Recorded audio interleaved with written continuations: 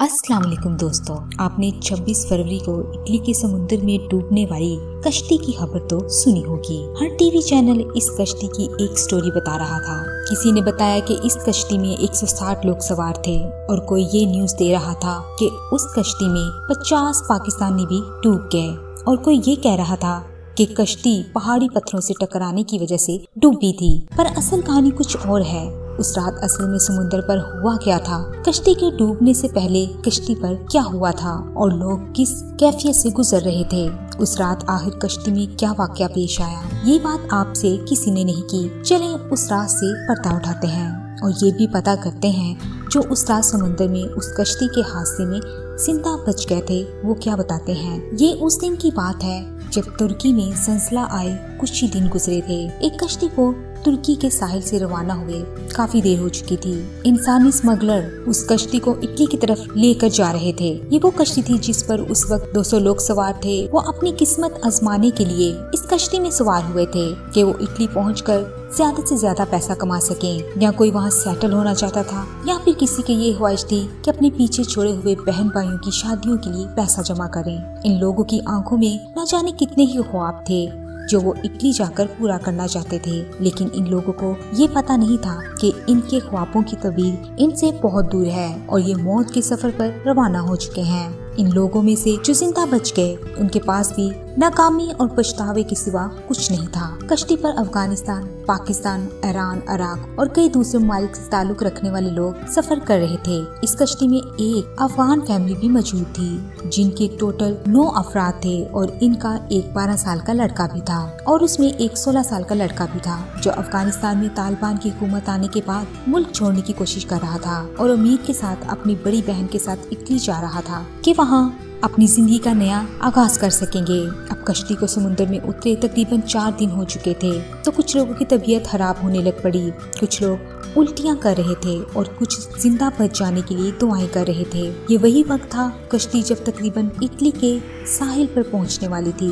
इससे पहले ये कश्ती और साहिल के करीब जा पहुंचती, कश्ती में बैठे कुछ लोगों ने समुद्र के पार कुछ रोशनियां देखी।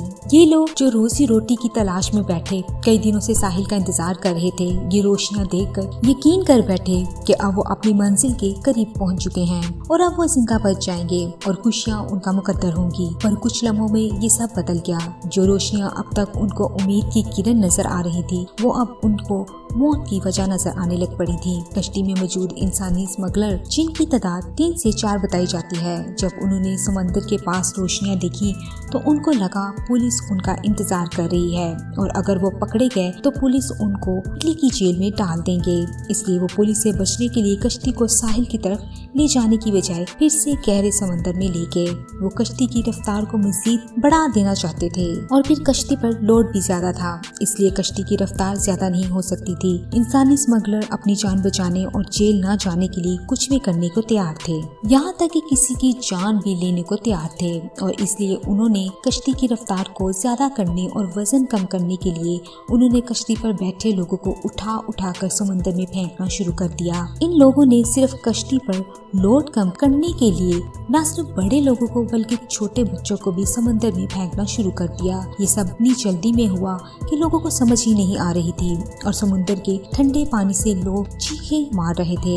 इंसानी स्मगलरों ने 20 लोगों को उठाकर समुद्र में फेंक दिया था, जिसके बाद कश्ती पर खौफ का आलम था। ऐसा खौफ जिसमें सबको लग रहा था कि अगला नंबर उनका हो सकता है। इस वाक़ये के दौरान समुद्र में थोड़ी देर बाद कश्ती में एक धमाके की आवाज भी सुनाई दी गई। शायद ये कश्ती की किसी चट्टान से टकराने की आवाज थी और इसके फौरन बाद ही कश्ती टूट गई और समुद्र में डूब गई और कश्ती में मौजूद सब लोग अब समुद्र के दरमियान मौजूद थे। कश्ती में डूबने वाले चंद लोगों पास ही लाइफ जैकेट थी जो उनको डूबने में बचाने में मदद दे रही थी, पर जिनके पास लाइफ जैकेट नहीं थी वो समुद्र में डूबते जा रहे थे और कुछ लोग समुद्र की लहरों से लड़कर साहिल की तरफ बढ़ रहे थे। जिस साहिल पर लोगों को पहुंचना था वो साहिल ये है। इस साहिल के पास एक इटली का मछेरा भी रहता है, उसका नाम अंटोनियो है। इस बंदे ने सुबह 5 बजे अपने एक दोस्त को फोन किया और कहा कि मैंने सुना है कि एक कश्ती मुसीबत में है, जितना जल्दी हो सके तुम फौरन नीचे साहिल पर पहुंचो। ये मछेरा जब साहिल पर पहुंचा तो उसने जो मंजर देखा उसके लिए बताना बहुत मुश्किल था, क्योंकि उसके मुताबिक उसने साहिल पर जो देखा उसको अपनी आंखों पर यकीन नहीं आ रहा था। समुद्र की लहरों ने मरने वालों को समुद्र के किनारे फेंक दिया था। समुद्र के साहिल के किनारे पर तकरीबन 200 मीटर तक लाशें ही लाशें थीं। समझ नहीं आ रही थी कि लाशें कहां से उठानी शुरू करें। मरने वालों के साथ जिंदा लोग साहिली समुद्र पर लहरों ने फेंक दिए थे और उन जिंदा लोगों की भी एंटोनी ने जान बचाई। एंटोनी ने जिंदगी हार जाने वाली एक औरत को भी देखा, जिसके मरने के बाद उसके दोनों बच्चे उसके पास में थे।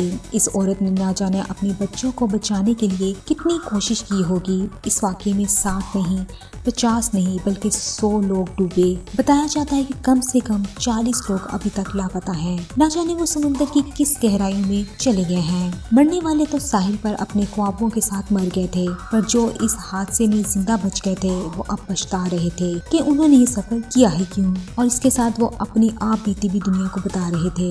वो 12 साल का अफगानी बच्चा जो अपने खानदान के 9 अफराद के साथ समुद्र में सफर कर रहा था, उसने अपने सब घर वालों को खो दिया और खुद अकेला बच गया। पर मौत का ये सफर अब भी जारी है। अब भी इंसानी स्मगलर मौत के इस खेल से बड़ी रकम कमा रहे हैं। इतनी ऐसी रकम जो गुर्बत और हालात से मजबूर लोग रोजी रोटी के चक्कर में इनको देते हैं कि वो दूसरे मुल्क जाकर अच्छी सी लाइफ गुजार सकें और पैसे कमाकर अपने प्यारों को दे सकें। पर इंसानी स्मगलर हमेशा की तरह इनको या तो जालिम समुद्र के हवाले कर देते हैं या फिर किसी बॉर्डर या जंगल में इन अफराद को मरवा कर ये रकम उनसे हासिल करते हैं। 16 साल का वो अफगानी लड़का जो अपनी बड़ी बहन के साथ इटली जाने के लिए आया था, वो लड़का तो बच गया लेकिन अपनी बहन को ना बचा सका। उस लड़के का कहना था, मेरे साथ क्या हुआ मेरे वालिदैन को नहीं पता, पर अभी मुझ में ये हिम्मत नहीं कि ये सब मैं उनको बता सकूं। वो 20 लोग जिनको स्मगलिंग करने वालों ने उठाकर समुद्र में फेंका था, वो सब भी डूब गए। उनमें से सिर्फ एक इंसान जिंदा बचा और उसने ही इस रात से पर्दा उठाया कि कश्ती टूटने और डूबने से पहले आखिर समुद्र में हुआ क्या था। उसने इटली के रोजनामा लास्तामो को ये बताया कि जब इसने पहली दफा समुद्र पर रोशनी देखी तो तब इसको पहला ख्याल ही ये आया था कि अब हम जिंदा बच जाएंगे। हम सब बहुत खुश थे और खुशी से चीख रहे थे, लेकिन उसी वक्त कश्ती के अमले ने लोगों को कश्ती से उठाकर नीचे फेंकना शुरू कर दिया। समुद्र में फेंके जाने लोगों में मैं भी शामिल था, जिनको समुद्र में फेंका गया था। हमें कोई बचाने नहीं आया। ऐसी ही एक बात अफगानिस्तान से आई एक बच्ची ने भी बताई थी, जो उस रोज हादसे में बच गई थी। उसने बताया कि लोगों को कश्ती से उठाकर समुद्र में फेंका जा रहा था और जो भी समुद्र में गिर रहा था वो समुद्र की लहरों के साथ कहीं गायब होता जा रहा था। न जाने ऐसे कितने वाकयात हमारी जिंदगियों में रूनुमा होते हैं जिनको बयान करना नामुमकिन है। तो दोस्तों, आज की वीडियो आपको कैसी लगी? अगर आज की वीडियो आपको पसंद आई तो वीडियो को लाइक, चैनल को सब्सक्राइब और बेल आइकन के बटन को जरूर प्रेस कर दीजिएगा, ताकि इस तरह की हर आने वाली वीडियो आपको मिल सके। अल्लाह हाफिज।